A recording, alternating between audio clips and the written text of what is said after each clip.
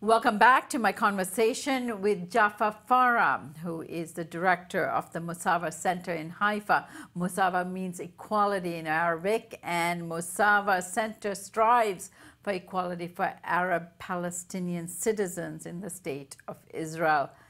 Jafar, one very interesting thing is that when the international community and international bodies try to sanction the Israeli government for these kinds of tactics, and of course what's going on in Gaza at the moment and the killing of these young people and the medics that are trying to treat and reach people that have been killed by the snipers or attacked by the snipers in Gaza. The Israeli government always says that, you know, Israel is the only democracy in the Middle East, and it argues that Palestinian citizens of Israel, which the government calls Israeli Arabs, have equal rights in Israel.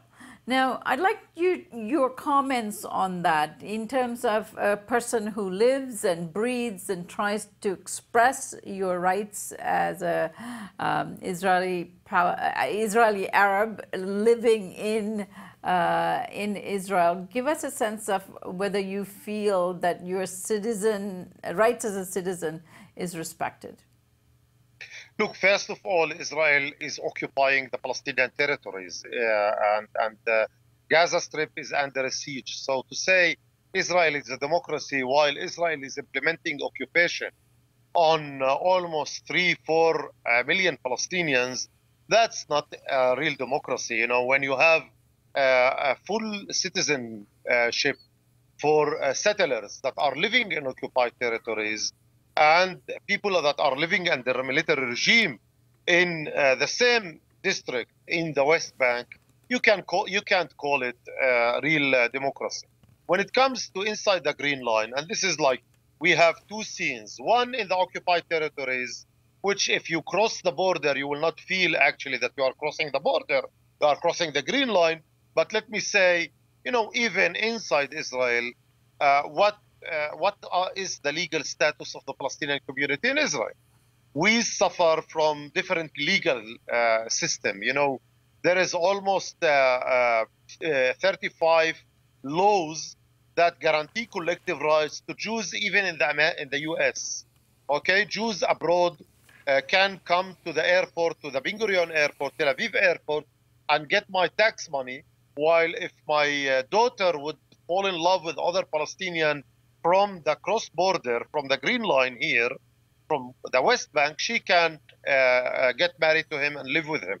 So when we talk about citizenship, when we talk about linguistic rights, when we talk about educational system, all the Israeli legal system is ensuring collective rights to the Jewish community in Israel and the Jewish population also abroad.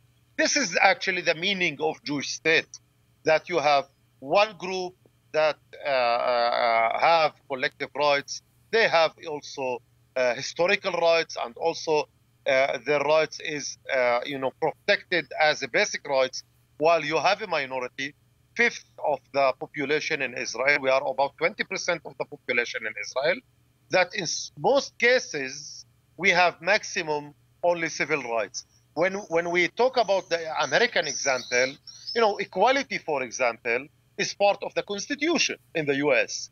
You know, we have in Israel basic laws that equality is not part of it. There is no equality, for example, is not guaranteed in Israel as part of any basic law. So even equality, when we talk about women's status, Arab community status, equality is not guaranteed. So how democracy actually can be implemented when equality is not implemented, is not part of the basic laws? So this is also, you know, it's not only practice of the Israeli government, it's legislation.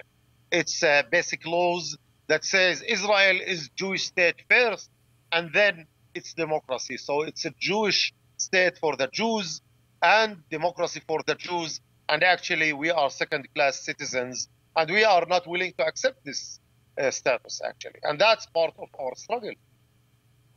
Now, it appears, when you watch the footage that we are looking at, it appears that there's a certain level of confidence on the part of the police in the brutality that they are administering, that somehow there's a climate of impunity, that they will not be charged or disciplined, or that the administrators would take any action against them. Is that what you're sensing there on the ground?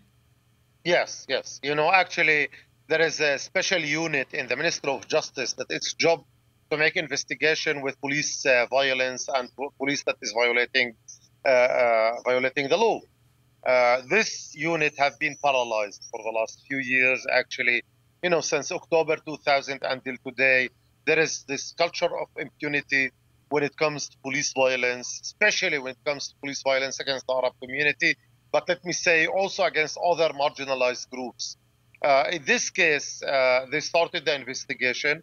I hope that as a result of the public awareness, there was, I used to work for the Hebrew media in Israel.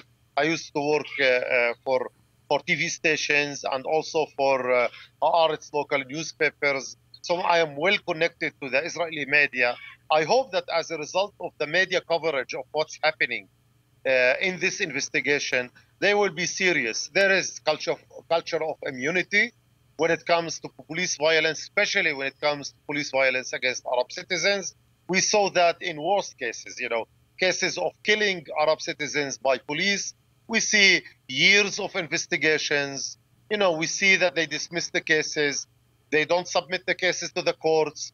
Yeah, there is police feel that they can't trust the Ministry of Justice in protecting them when they violate the law and when they actually use brutality, such brutality. And you saw it with the pictures that you have already of what happened in that night.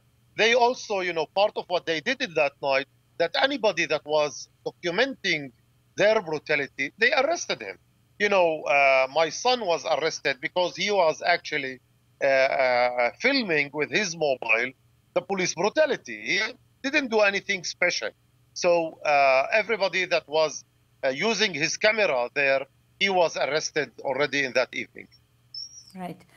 And I understand that there's also numerous cases where police officers have focused in on demonstrators holding Palestinian flags. And as far as we know, that since 1993, this is legal and people can actually carry Palestinian flags. Yet it appears from the footage we are seeing that people carrying the flags were also targeted. Now, Jafar, I thank you so much for joining us, and there's so much more to discuss. For example, I understand that one of the things that the Israeli police is doing is actually training other people in other parts of the world, including right here in the United States, places like Chicago, where they're teaching police officers how to police, how to behave in these kinds of